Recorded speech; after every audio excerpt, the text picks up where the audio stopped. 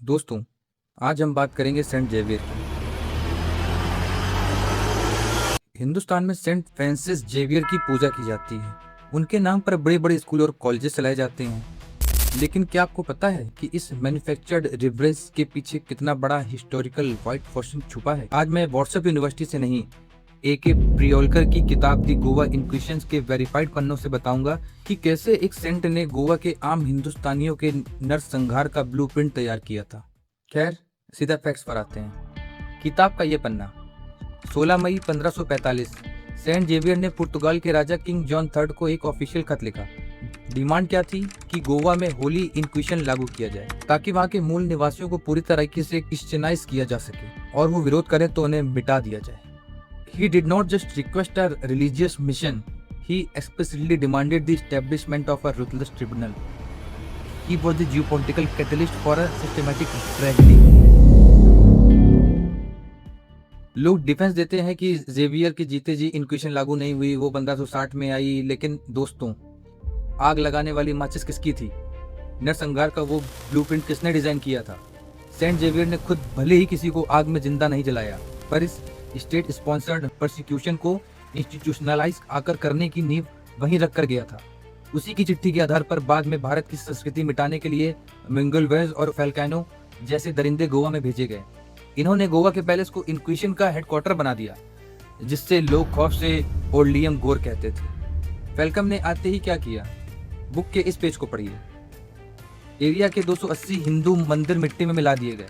फिर आया एडिक्ट 1736, घर में तुलसी लगाना बैन, हिंदू मर्दों का धोती पहनना बैन, औरतों का चोली पहनना बैन।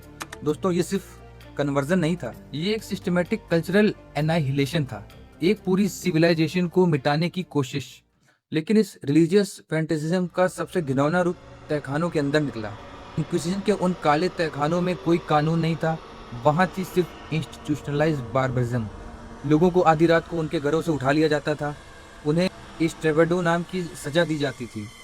इंसान के हाथ पीछे बांधकर उसे छत से लटकाया जाता था और अचानक से नीचे छोड़ दिया जाता था, जिससे उसकी सारी हड्डियां अपनी जगह से उखड़ जाती थी। जब तक इंसान उस अनइमेजिनेबल एगोनी में झूठे गुनाह को कबूल नहीं कर लेता था, तब तक उसकी खाल उखाड़ती ही रही जाती थी। लेकिन इस रिलीजियस फैंटेसिज्म का सबसे घिनौना रूप हमारी औरतों पर निकला। किताब पढ़िए और देखिए कि कैसे प्योरिफिकेशन के नाम पर कुंवारी लड़कियों और शादीशुदा औरतों को उनके घरों से घसीटा गया। तहखानों के अंदर उन्हें नंगा करके उनका ब्रूटली रेप किया गया। ये सिर्फ फिजिकल वायलेंस नहीं था दोस्तों, ये एक औरत की डिग्निटी का एब्सोल्यूट डिस्क्रेशन था।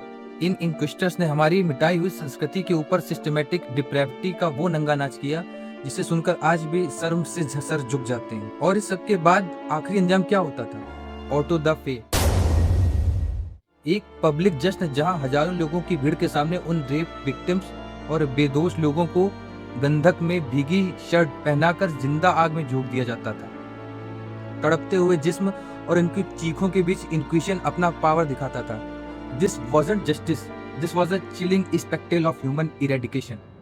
तो अगली बार जब कोई हिस्ट्री को सेकुलरिज्म के पर्दे से ढकने की कोशिश करे, तो उनसे ये 1545 के खत का हिसाब जरूर मांगना। You cannot celebrate the architect of a genocide and they preach the virtues of tolerance to the victims' descendants. History demands absolute accountability. इस अनफिल्टर्ड ट्रुथ को देश के हर व्हाट्सएप ग्रुप तक पहुंचाइए। अगर आंखें खुली हो तो दी कनपुरिया डिप्लोमेट को सब्सक्राइब करें। जय हिंद।